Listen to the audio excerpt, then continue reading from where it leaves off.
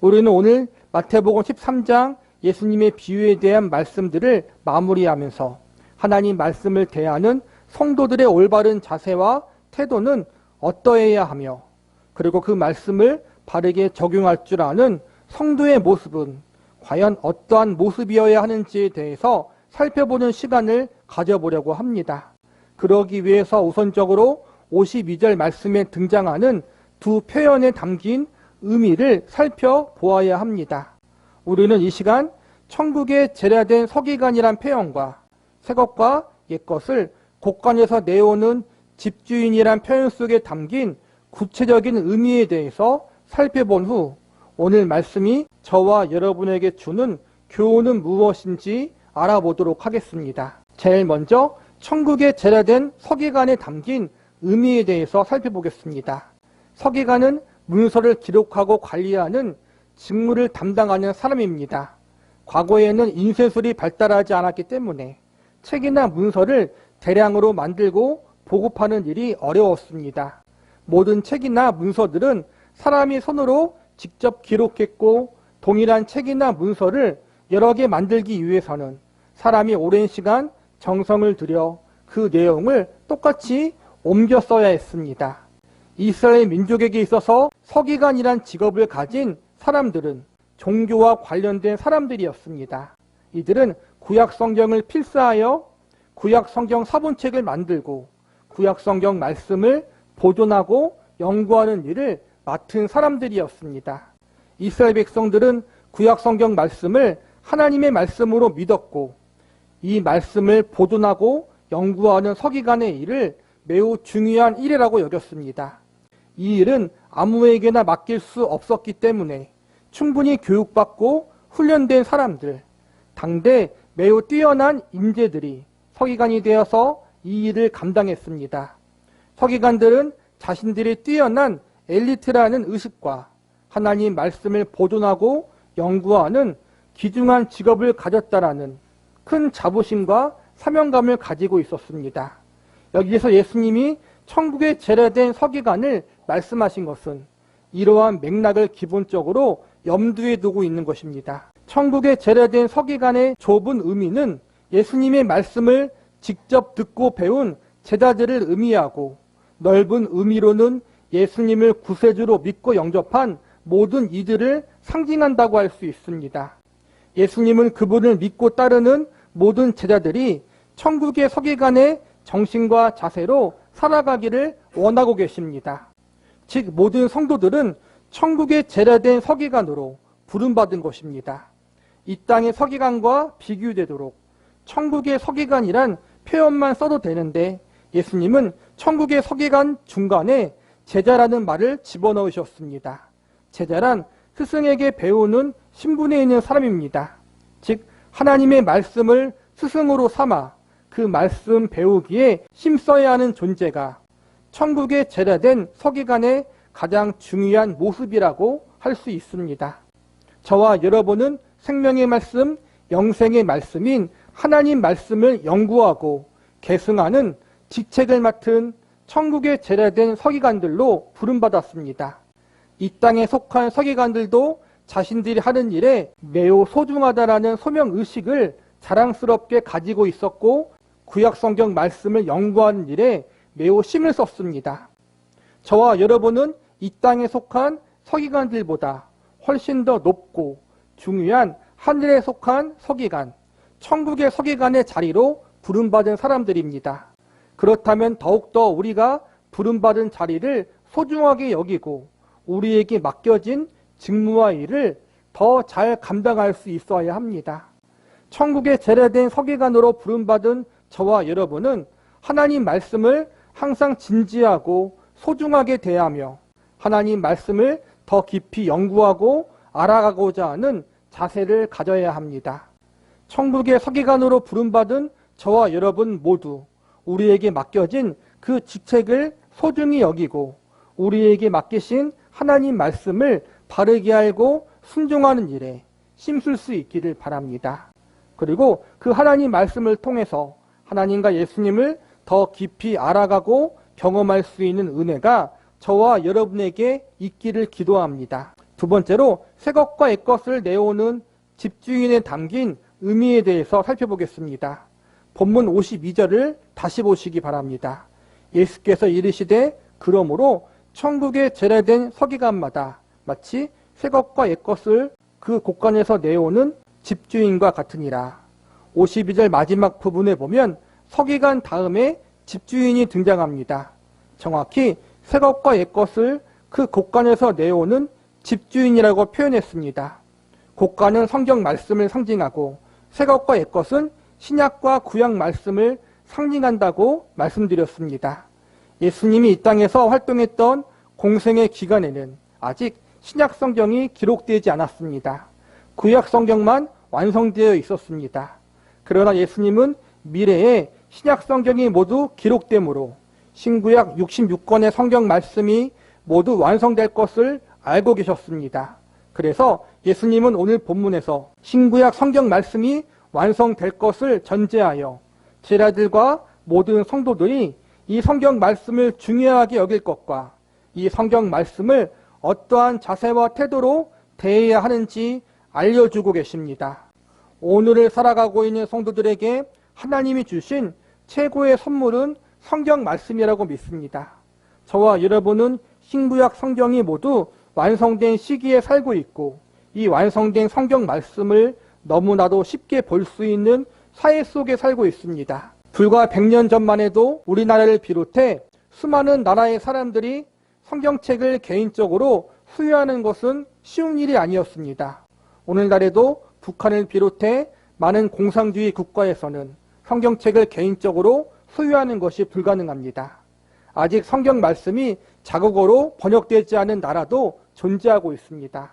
종교적, 문화적, 사회적 특성으로 말미암아 아직까지 성경책을 만져본 적도 없고 성경 말씀에 담긴 복음의 진리에 대해서 들어본 적이 없는 사람들도 아직 많이 존재합니다.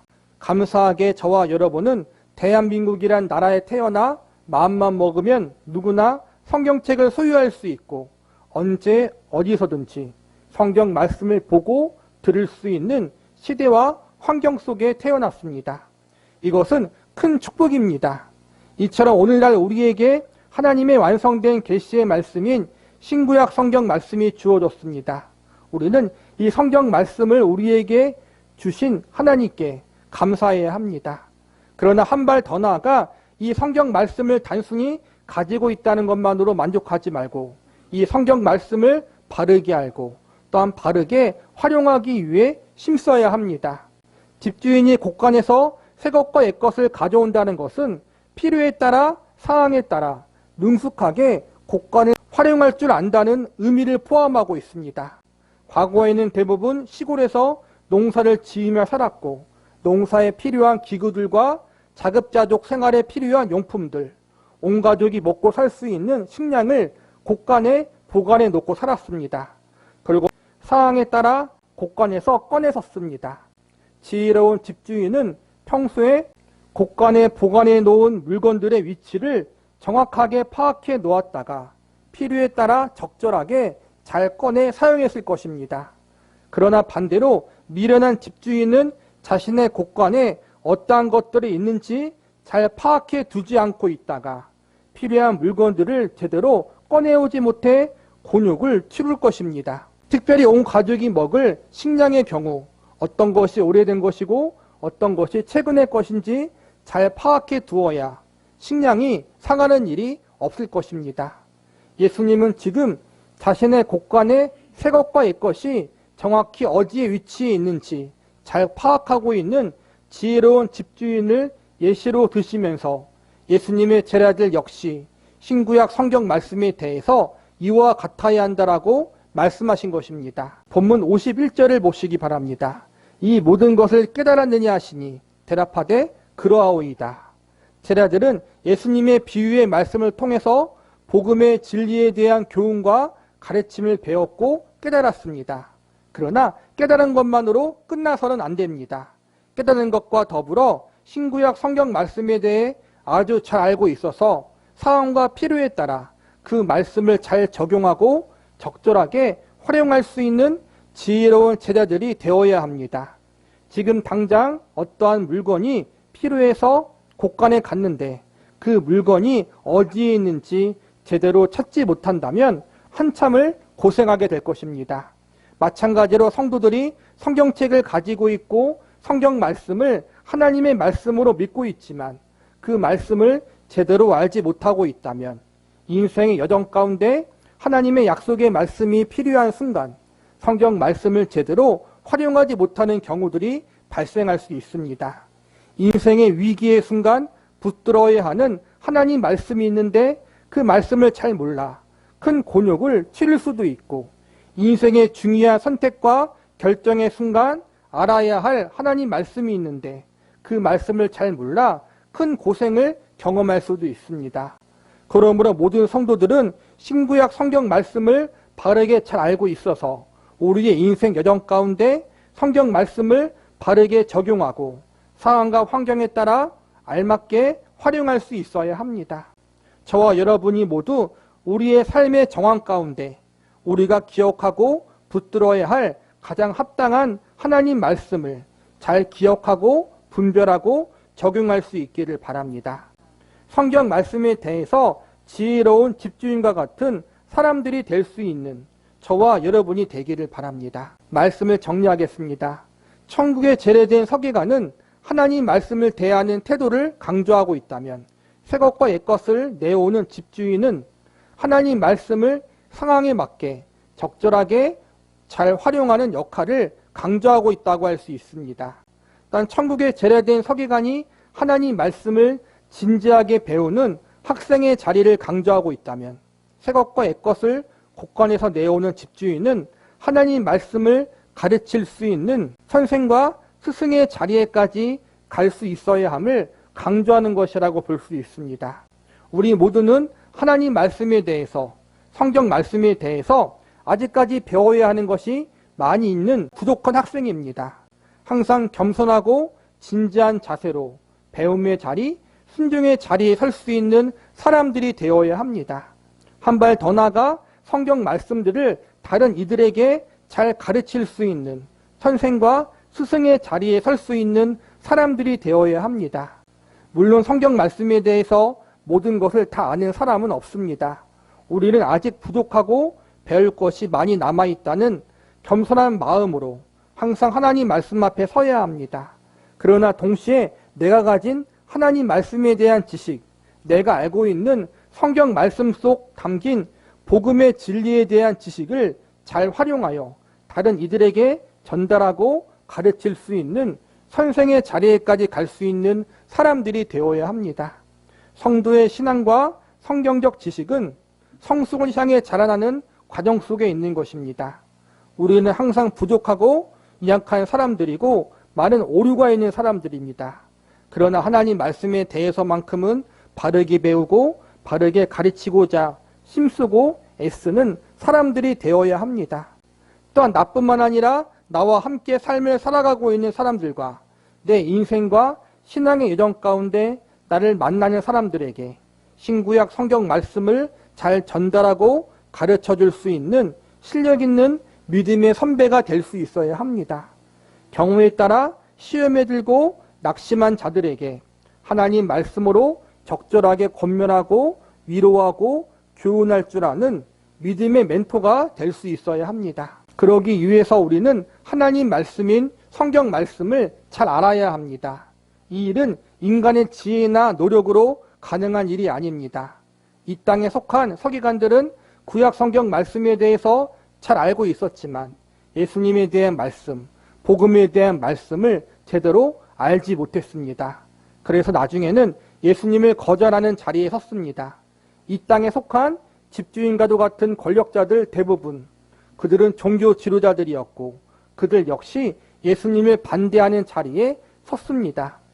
서기관, 바리새인, 제사장, 이들은 하나님 말씀을 머리로는 그 누구보다도 많이 알고 있었던 사람들이었지만 그들은 예수님을 믿지 못했고 핍박하는 자리에 섰습니다.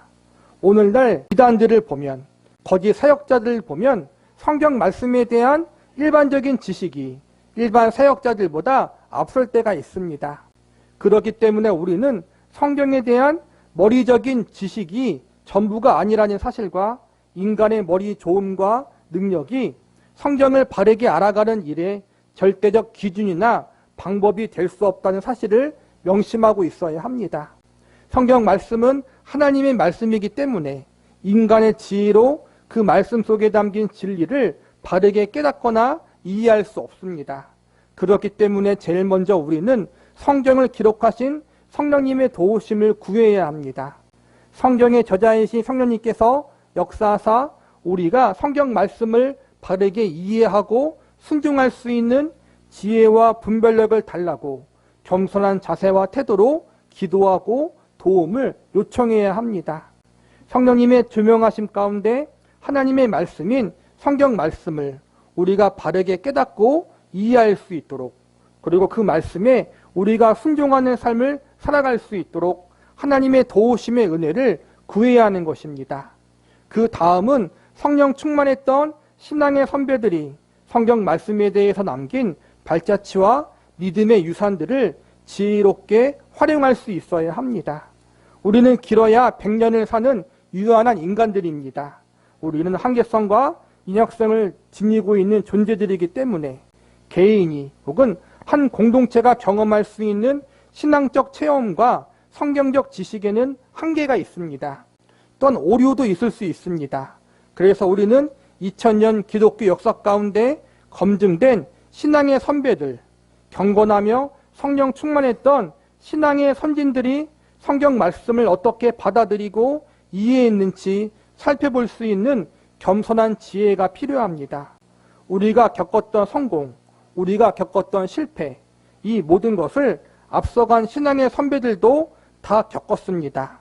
이 신앙의 선배들이 무엇이 성경적으로 옳은가, 무엇이 성경적으로 틀린지 앞서간 선배들이 많은 시행착오를 통해서 잘 정리해 놓은 신앙의 유산들이 있습니다.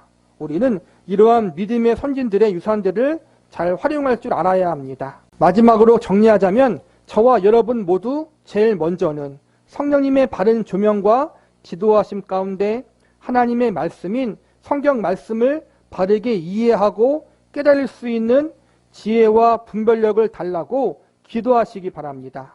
그리고 이와 더불어서 성령 충만했던 신앙의 선배들이 성경 말씀을 어떻게 해석하고 이해했는지 잘 참고하고 활용할 수 있는 지혜가 있기를 기도해야 합니다. 또 이 모든 것에 한 가지를 더해 여러분이 속해 있는 교회 목회자의 가르침을 잘 받아들여 주시기를 바랍니다. 저와 여러분은 하나님의 주권과 섭리하심을 믿는 사람들입니다. 하나님께서 선하신 뜻과 계획이 있어 저와 여러분을 성김의 교회로 인도해 주셨고 지금 이 자리에 오도록 이끌어 주셨습니다. 그리고 저를 성김의 교회 목회자요 여러분의 작은 목자로 불러주셨습니다. 목회자의 가장 큰 사명 중 하나는 맡겨진 교회의 성도들에게 하나님 말씀을 바르게 알려주고 가르쳐주는 것입니다. 어찌 보면 오늘 52절에 예수님이 말씀하신 두 종류의 사람, 천국에 제례된 서기관과 새것과 옛것을 그 국관에서 내오는 집주인, 이 사람이 가리키는 1차적 대상은 목회자라고 할 수 있습니다. 하나님의 말씀인 성경 말씀을 바르게 배우고 습득하고 그 말씀을 성도들에게 잘 가르치는 일은 목회자의 가장 중요한 사명이라고 할 수 있습니다. 성김의 교회 성도로 모인 여러분들에게 하나님 말씀을 잘 가르치고 적절하게 교육시키는 일에 목회자인 저를 부르신 것입니다. 그러니 성경 말씀과 가르침에 대해서만큼은 우선순위를 담임 목회자에게 두시기를 권면해 드립니다. 여러분들이 다른 목회자나 사역자들의 설교나 성경 가르침에 대해서 보는 것에 대해서 저는 반대하지 않습니다. 그러나 제일 먼저 성김의 교회로 여러분을 불러주신 하나님, 이 교회 담임 목회자로 저를 세우신 하나님을 신뢰하는 마음으로 담임 목사인 저의 설교와 성경 가르침에 가장 큰 비중을 두시기를 부탁드립니다. 그러므로 저를 비롯해 성김의 교회 모든 성도 여러분들이 오늘 예수님이 말씀하신 두 종류의 사람, 천국에 제례된 서기관과 같은 사람, 곳간에서 옛것과 새것을 상황과 정황에 맞게 적절하게 잘 내어오는 지혜로운 집주인과 같은 사람이 될 수 있기를 기도합니다.